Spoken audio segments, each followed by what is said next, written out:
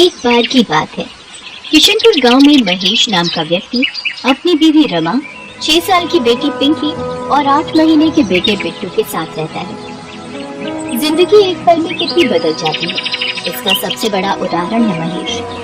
वो एक chemical factory में काम करता था। एक रात फैक्ट्री में ब्लास्ट हुआ। उसे गंभीर हालत में अस्पताल में भर्ती कराया गया। जैसे ही रमा को पता लगा, वो भागी भागी अस्पताल पहुंची। काफी गंभीर हालत है आपके पति की। हम अपनी तरफ से पूरी कोशिश कर रहे हैं, आप भगवान पर पूरा भरोसा रखिए। महेश बच तो गया, लेकिन इस हादसे में उसने अपना पैर भी खोया और अपनी नौकरी भी। घर में जो भी जमा पूंजी थी, वो उसके इलाज में खर्च हो गई। पिछले 3 महीनों से वो बेरोजगार है। इन 3 महीनों में उसने नई नौकरी ढूंढने की बहुत कोशिश की, लेकिन एक अपाहिज को कोई भी नौकरी नहीं देना चाहता था। अब तो बारिश का मौसम भी शुरू हो गया था। इस मौसम में उसे एक जगह से दूसरी जगह जाने में बहुत दिक्कत होती, क्योंकि सड़कें पूरी तरह पानी से भर जाती। आज भी वो परेशान अपने घर लौट रहा था। आज भी मुझे कोई काम नहीं मिला। सब लोग मुझसे ऐसे नजरें चुराते हैं जैसे कि मैं कोई भूत हूँ। अरे अपाहिज को जीने का हक नहीं है क्या? वो और उसका परिवार क्या भूखा मर जाए? महेश बार बार की असफलता से परेशान हो चुका था। उसका मकान मालिक 3 महीने का किराया वसूलने हर दूसरे दिन उसके घर आ जाता था। साथ ही घर खाली करवाने की धमकी भी देता था। कल शाम भी वो आखिरी चेतावनी देकर गया था। इधर घर में अनाज का एक भी दाना नहीं था। पिछले 2 दिन से पूरे परिवार ने कुछ भी नहीं खाया था।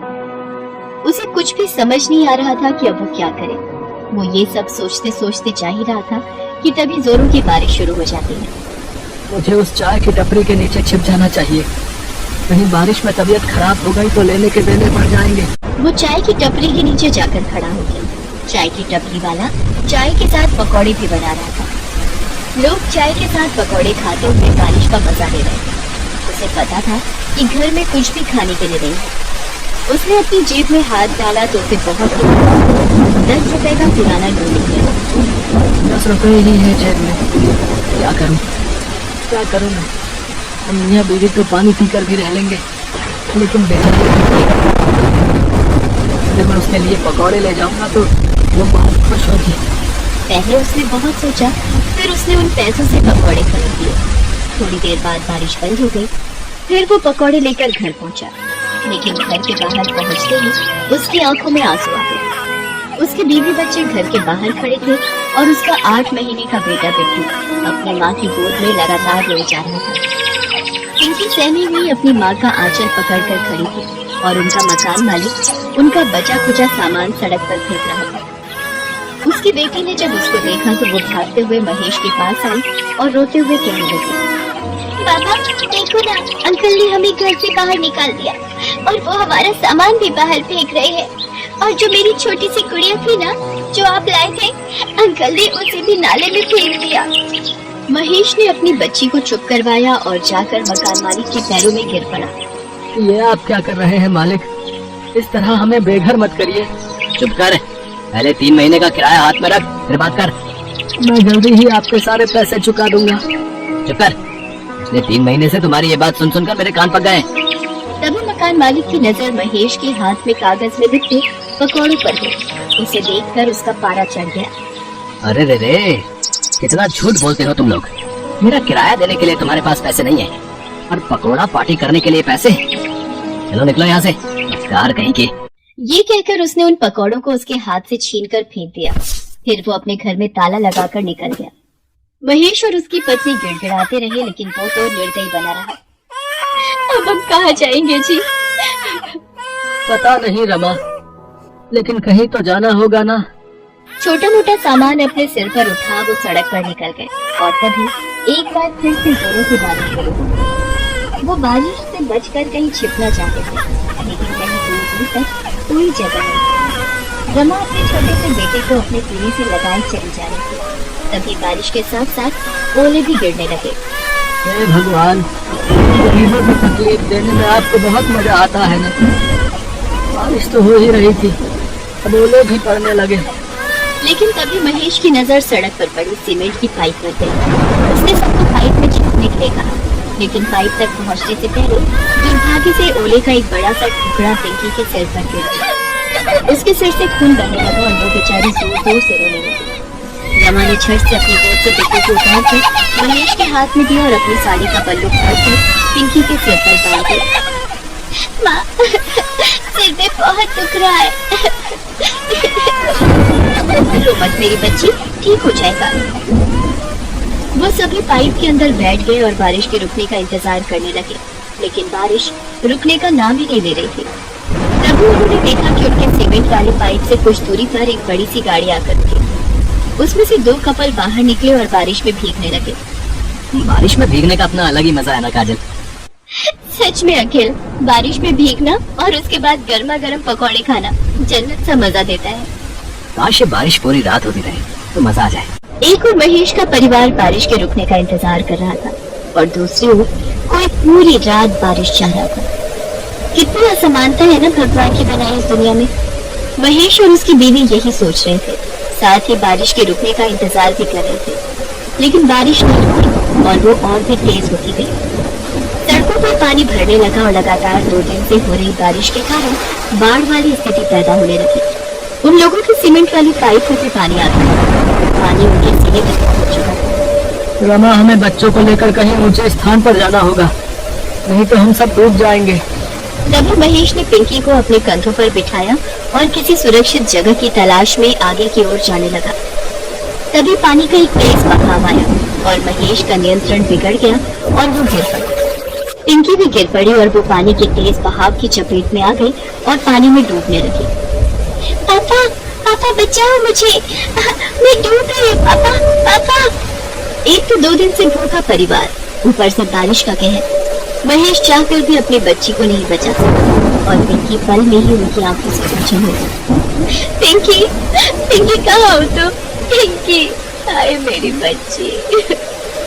लेकिन पिंकी ने कोई जवाब नहीं दिया। आज महेश खुद को बहुत ही असहाय महसूस कर रहा था और एक असहाय पिता की तरह ऊपर आसमान की तरफ देखकर कहने लगा, भगवान, तुम्हें जरा भी दया नहीं आती क्या? हम गरीबों पर पूरे पत्थर हो गए हो क्या? पहले तो मुझे अपाहिज कर दिया और फिर दाने दाने को मोहताज कर दिया, फिर सिर से छत भी छीन ली और अब मेरी बच्ची को भी ले गया। आँख खोल कर सुन ले तू, मेरे लिए भगवान नहीं, पत्थर है पत्थर। वे उस बाढ़ से किसी तरह बचने की कोशिश कर रहे थे, लेकिन उनके पैर जवाब दे चुके थे। भूखा शरीर अपनी ताकत खो चुका था, उनके पैर लड़खड़ा रहे थे और वो भी इस बाढ़ की चपेट में आकर डूबने लगे। हालांकि तब भी उन्होंने हाथ पैर मारे, लेकिन भूख ने उन्हें कमजोर बना दिया। दोनों एक दूसरे को पुकार तो रहे थे, लेकिन पानी के बहाव में वे पुकार अनसुनी हो रही थी। रमा, रमा, बिट्टू। लेकिन शायद मौत अभी उनके हाथ की रेखाओं में दिखती थी। तभी तो वो पानी में गिरकर बेहोश हो गए थे और बहे जा रहे थे। तभी बाढ़ राहत कार्य वालों की नजर उन पर पड़ी और वे उन्हें अपनी नाव में बचाकर राहत शिविर ले आए। इस बारिश में हम तीनों तो बच गए रमा, लेकिन इसने हमसे हमारी पिंकी को छीन लिया, हमसे छीन लिया रमा। वे दोनों एक दूसरे को पकड़कर रो रहे थे कि तभी एक नन्ही सी बच्ची, जिसके हाथों में बिस्किट और ब्रेड का पैकेट था, वो पैकेट उसको राहत शिविर वालों ने दिया था, उनके पास आई और पीछे से आकर बोलने लगी, बाबा, बाबा क्यों रो रहे हैं आप लोगों को भी भूख लगी है ना? ये लीजिए ब्रेड खाइए, अंकल ने मुझे दी थी, मैं आप लोगों का ही इंतजार कर रही थी। वो आवाज पिंकी की थी। पिंकी को देखकर महेश और रमा फूट फूट कर रोने लगी। पिंकी को भी राहत कार्य वाले बचाकर शिविर में ले आए थे। अपनी बच्ची को जिंदा देखकर वो लोग ऊपर वाले को देखकर उसका शुक्रिया अदा करने लगे। पूरे 1 महीना वो लोग राहत शिविर में रहे। उसके बाद सरकार ने उन्हें कुछ पैसे मुआवजे के तौर पर दिए, जिससे वो नई जिंदगी की शुरुआत कर सके। आज महेश एक चाय पकौड़े की दुकान चलाता है। उसकी जिंदगी अब पहले से बेहतर हो गई है। बारिश ने परीक्षा तो ली उसकी, लेकिन उसी बारिश ने उसे फिर से अपने पैरों पर खड़े होने का मौका भी दे दिया। बिहार के गोपालगंज में रामदीन नाम का एक गरीब मजदूर रहता था। परिवार में उसकी पत्नी मंगला और बेटी निशा थी। मंगला, कुछ खाने को दे दे, फिर मैं जाकर देखूं, शायद कोई मजदूरी का काम मिल जाए। तेरा यूं भूखा रहना भी होने वाले बच्चे के लिए गलत है, इसलिए अब मुझे रोजाना कड़ी मेहनत मजदूरी करनी ही होगी। अरे तुम मेरी चिंता मत किया करो, तुम दोनों के साथ थोड़ा बहुत खा तो लेती हूँ। ये देखो, आधी चाय तुम्हारी, आधी चाय मेरी। ये थोड़ी सी भुजिया रखी है, चाय के साथ खा लो। माँ, भूख लगी है, कुछ खाने को दो ना। रुक, मैं तेरे लिए रोटी बनाती हूँ, फिर तू खा लेना। मंगला आटा कहाँ है जो तू रोटी बनाएगी? एक रोटी का रखा हुआ है जी, वही खिला दूंगी। आप चिंता मत करो, आप काम ढूंढने जाओ। क्या करूँ, क्या खिलाऊंगा मंगला और निशा को? मंगला का भी पूरा टाइम है, वो बेचारी कुछ नहीं कहती। रामदीन बाजार में मजदूरी का काम ढूंढने निकलता है। वो एक दो दुकानों पर काम मांगता है। एक गोदाम में उसे बोरियां ढोने का काम मिल जाता है, पर गोदाम दुकान से कुछ दूरी पर था। देखो, ये दुकान का लड़का तुम्हें गोदाम पर ले जाएगा। हाँ, तुम्हें गोदाम की बोरियां यहाँ दुकान पर लाकर लगानी है, ठीक है? ठीक है सेठ जी, मैं ले आऊंगा। रामदीन पूरा दिन गोदाम की बोरियां पीठ पर लाद कर सेठ की दुकान में उतारता रहा। अरे कितनी बोरियां रह गई हैं भाई, दुकान बंद करने का समय हो रहा है। सेठ जी बस 4 बोरी और बाकी है। रामदीन सारी बोरियां दुकान पर रख देता है। सेठ रामदीन को बदले में 300 रुपए देता है। उन रुपयों से रामदीन कुछ खाने का खरीदता है और घर जाता है। मंगला, ये थोड़ा राशन ले आया हूँ, कुछ दिन तो निकल ही जाएंगे। मंगला उस दिन फिर दाल चावल बनाती है, जिसे देखकर निशा बहुत खुश होती है। माँ, आज आपने खाने में दाल चावल बनाए हैं, मुझे ये वाली दाल बहुत अच्छी लगती है। ये ले, फिर थोड़ी और दाल ले ले बिटिया। मंगला, ये आज तो काम मिल गया, पर आगे कैसे गुजारा होगा? मानसून भी अपने उफान पर है और गोपालगंज का तो तुम्हें पता ही है, कब बाढ़ का कहर हम गरीबों पर टूट जाए कौन जाने। मुझे तो तुम्हारी चिंता हो रही है, तुम्हारी डिलीवरी का वक्त निकट आ रहा है, बस गोपालगंज में सब कुछ ठीक रहे। रामदीन इसी चिंता में था कि मॉनसून आ गया है, कोई काम नहीं मिला तो घर कैसे चलेगा। अगले दिन मंगला, मैं देखता हूँ पड़ोस के विजेंद्र भैया बता रहे थे कि एक इमारत की मरम्मत के लिए किसी को मजदूर चाहिए। पता करके आता हूँ, शायद मिल जाए। बाहर तो बारिश हो रही है, कैसे जाओगे? अरे ज्यादा दूर नहीं जा रहा, पास ही में जा रहा हूँ। रामदीन एक पन्नी ओढ़कर बारिश में काम ढूंढने निकलता है। अचानक बारिश बहुत तेज होने लगती है। वो एक चाय की छोटी दुकान के नीचे खड़ा होकर बारिश रुकने का इंतजार करने लगता है। चाय की दुकान पर कुछ ग्राहक भी बारिश रुकने का इंतजार कर रहे थे। चाय वाले की दुकान पर एक रेडियो चल रहा था, जिस पर गोपालगंज की खबरें आ रही थी। बता दें कि गोपालगंज जिले में लगातार हो रही बारिश और नेपाल से पानी डिस्चार्ज किए जाने से गंडक नदी का पानी तेजी से गांव में प्रवेश कर रहा है। मांझावा सदर प्रखंड के कई गांव में बाढ़ का पानी घुस चुका है। लोग बाढ़ के पानी से त्राहिमाम कर रहे हैं। अरे भगवान, ये क्या हो गया? बाढ़ का पानी तेजी से गांव में आ रहा है, मुझे घर जाना होगा। अरे ये पानी का बहाव तो बढ़ता ही जा रहा है। रामदीन खबर को सुनकर घबरा जाता है और तेजी से घर की ओर भागता है। रामदीन के घर में पानी भर चुका होता है। आसपास के लोग जल्दी जल्दी घरों को खाली करके भाग रहे होते हैं। अब आ गए, ये देखो पूरे घर में पानी भरता ही जा रहा है। बापू, मुझे डर लग रहा है। अरे घबराओ मत, कुछ नहीं होगा मंगला। निशा को मैं कंधे पर बिठा लेता हूँ, हमें जल्दी यहाँ से निकलना होगा। सुनो जी, लगता है मेरा बच्चा होने का वक्त आ रहा है। मुझे दर्द महसूस हो रहा है जी, घबराहट से लगता है बच्चा नीचे आ रहा है। अरे प्रभु, क्या करूँ? विजेंद्र भैया को बुला कर लाता हूँ। अब विजेंद्र भैया। रामदीन, जल्दी से जरूरी सामान बांध ले, निकलना है वरना कोई नहीं बचेगा, सब बाढ़ में बह जाएंगे। विजेंद्र भैया, मंगला को बच्चे का दर्द शुरू हो गया है, वो चल भी नहीं पा रही है। अरे बेचारी को इस मुसीबत में ये बड़ी परेशानी होनी थी। जल्दी चलो जी। एक काम कर, ये खाट पर भाभी को लेटा, फिर इसी पर ले जाना पड़ेगा, कोई और रास्ता नहीं है अब। रामदीन निशा को अपने कंधे पर बिठा लेता है। विजेंद्र और उसकी पत्नी भी बहुत नेक दिल थे। विजेंद्र की पत्नी अपने बेटे को गोद में उठा लेती है। विजेंद्र रामदीन के साथ मंगला को खटिया पर लिटाकर उठाने में मदद करता है। सुनो जी, निशा के बाबू, मेरा दर्द बर्दाश्त के बाहर हो रहा है, कुछ करो जी। बाहर का पानी बढ़ता ही जा रहा है विजेंद्र भैया। अरे हिम्मत मत हार रामदीन, भगवान सब ठीक करेंगे। लोग पानी के बहाव से बचने के लिए इधर उधर भाग रहे थे। आज पता नहीं एक गरीब पर बाढ़ का कहर आया हुआ था, मानो सब कुछ ले डूबेगा। मंगला की हिम्मत जवाब दे रही थी। अब एक ही उपाय है रामदीन, भाभी को किसी नाव में सहारा दिलवाना होगा, कोई नाव में लेटाने की मदद कर दे बस। अरे भैया, मेरी बीवी का बच्चा होने वाला है, नाव में जगह दे दो भैया। भाई, हम खुद 5 लोग हैं, हमारी नाव इतना वजन नहीं संभाल पाएगी भाई। रामदीन बहुत लोगों के आगे गिड़गिड़ाता है। मंगला की तबीयत बिगड़ने लगती है। मंगला, हिम्मत रख। विजेंद्र भैया, मेरी मंगला को कुछ हो गया तो मैं। हिम्मत मत हारो भैया, वो सामने शायद बचाव कर्मी नाव लेकर खड़े हैं। जल्दी से उन लोगों को मदद दो, शायद वो लेडी प्रेग्नेंट है, जल्दी।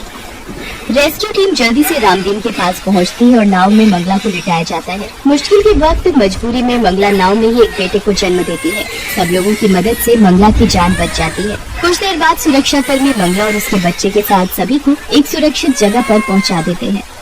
आपका बहुत बहुत शुक्रिया साहब, आज आपने हमारी मदद की। ये हमारा फर्ज था जो हमने निभाया, इसमें धन्यवाद की कोई बात नहीं। रामदीन विजेंदर और उसकी पत्नी को भी धन्यवाद करता है। विजेंदर भैया, भाभी जी, आज आप दोनों ने भी हमारी बहुत सहायता की है। अरे भाई कहता है, फिर ये धन्यवाद किस लिए? आजा भाई के गले लग जा, आज एक बेटे का भी बाप बन गया है तू। मेरा छोटा भैया आया है बापू। हाँ बिटिया, ये देख तेरा छोटा भाई आया। मंगला, अब तुम ठीक हो ना? जी मैं ठीक हूँ। और अब हम कहाँ रहेंगे? सब कुछ इस बाढ़ में तबाह हो गया। ये बाढ़ की परेशानी मंगला गोपालगंज के साथ साथ हर आसपास के गांव में हर मानसून में होती है, पर हिम्मत रख, सब कुछ ठीक हो जाएगा। गरीब पर बाढ़ का कहर जब आता है अपने साथ बहुत कुछ ले जाता है, पर कहते हैं ना, जब कभी कोई संकट आता है तो भगवान किसी न किसी रूप में अवश्य आ जाते हैं। जैसे ये बचाव कर्मी आए। इस बुरे समय में सबने एक दूसरे की सहायता की और कुछ समय बाद फिर से जिंदगी ने अपनी नई सुबह देख ली।